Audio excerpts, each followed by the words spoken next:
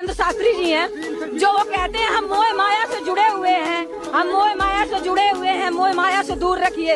ये दुनिया ऐसी है वैसी है, दुनिया भर की बातें करते हैं ना।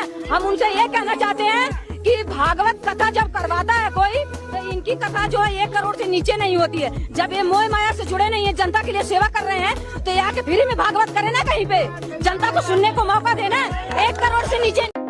जय श्री राम, जय बागेश्वर धाम। बागेश्वर धाम सरकार पूज्य सरकार को एक महिला ने ढोंगी कह दिया। वह बाबा लूटते हैं, छलते हैं और वह अंधविश्वास फैलाते हैं। तो वीडियो के एंड तक बने रहे, संपूर्ण जानकारी आपको इसी वीडियो में मिलेगी। तो जैसे कि आप सभी भक्तों को पता है, पूज्य सरकार की कथाओं को लेकर लगभग करोड़ों रुपए का खर्चा आता है एक एक कथा में। तो वह महिला कह रही है कि कथा में पूज्य सरकार वह हम सभी को कहते हैं कि वह धर्म के उत्थान के लिए पूज्य सरकार निरंतर लगे हैं और वह धर्म के लिए यश पताका चारों दिशाओं में फैला रहे हैं। चारों दिशाओं में श्री रामलला सरकार की वह गूंज हो रही है। परंतु यह महिला कह रही है कि हमको बोलते हैं मोह माया त्याग दीजिए, वह जो भी आप रुपया पैसा है इसका मोह ना कीजिएगा।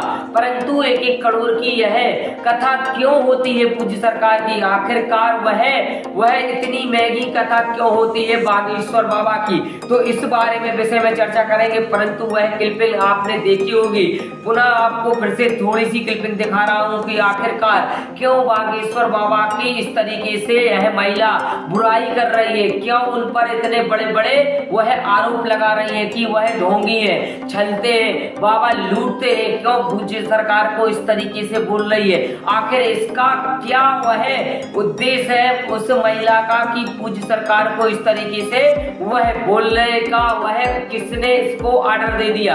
क्योंकि पूज्य सरकार आप सभी को पता है कि बागेश्वर धाम सरकार वह देश या विदेश तक में वह श्री रामलला सरकार की यश पताका गूंज रही है और बागेश्वर बालाजी सरकार के जयकारों से सभी वह पूरा ब्रह्मांड गूंज रहा है। तो आखिरकार इस महिला की क्या ऐसा वह राज खोल दिया जिससे कि इस तरीके से पूज्य सरकार पर वह बरस रही है? क्योंकि इधर तक कह दिया है पूज्य सरकार के बारे में कि वह ढोंगी बाबा है, हमसे कहते हैं कि जो भी आप मोह माया में फंसे हुए हो उसको त्याग दीजिए और खुद करोड़ों की वह कथाएं करते हैं। तो आखिर यह पैसा रुपया जाता कहाँ है और कहां पर पूज्य सरकार के वह इन्वेस्ट करते हैं यह रुपया पैसा? अर्थात कहने का अर्थ यह महिला का यही है, क्योंकि पूज्य सरकार ना 1 रुपया लेते हैं, ना कोई उनके दिव्य दरबार में रुपया या शुल्क लगता है। तो आखिरकार फिर करोड़ों का क्या कर्जा होता है, क्या खर्चा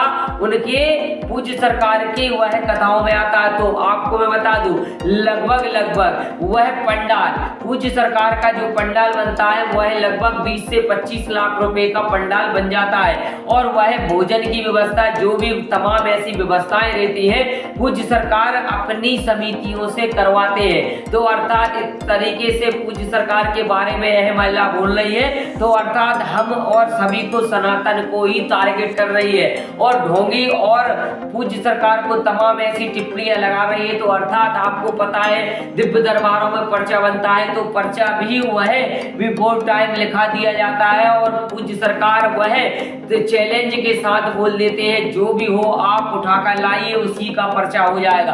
तो इस तरीके से सब पूज्य सरकार जब कह देते हैं तो आखिर ढोंगी कहना और तमाम ऐसी टिप्पणियां करना यह महिला को क्या शोभा देता है? क्योंकि वह सबसे ज्यादा पूज्य सरकार को मानती है तो महिलाएं और माता बहनें ही उनको वह पूज्य सरकार की जो भी वह बात बोलते हैं उसको वह फॉलो करती है और तमाम ऐसे जो कथन है पूज्य सरकार ने कहे हुए हैं वह कथन भी सत्यता है और जो भी भक्त वह उनकी बात मानता है और वह उनके विचारों पर चलता है तो उसकी 101% सफलता मिलती है। तो अर्थात सभी जो टिप्पणियां कर रही है ये बहन बिल्कुल ही गलत है और ना पूज्य सरकार वह कोई 1 रुपया लेते हैं, ना कोई वह दिव्य दरबार में और जो कथाओं में पूज्य सरकार को दान दक्षिणा मिलती है उसी से मां अन्नपूर्णा भंडारा और कन्या विवाहों में लगा देते हैं। तो आपको वीडियो यदि अच्छी लगी तो वीडियो को लाइक करें, शेयर करें और कमेंट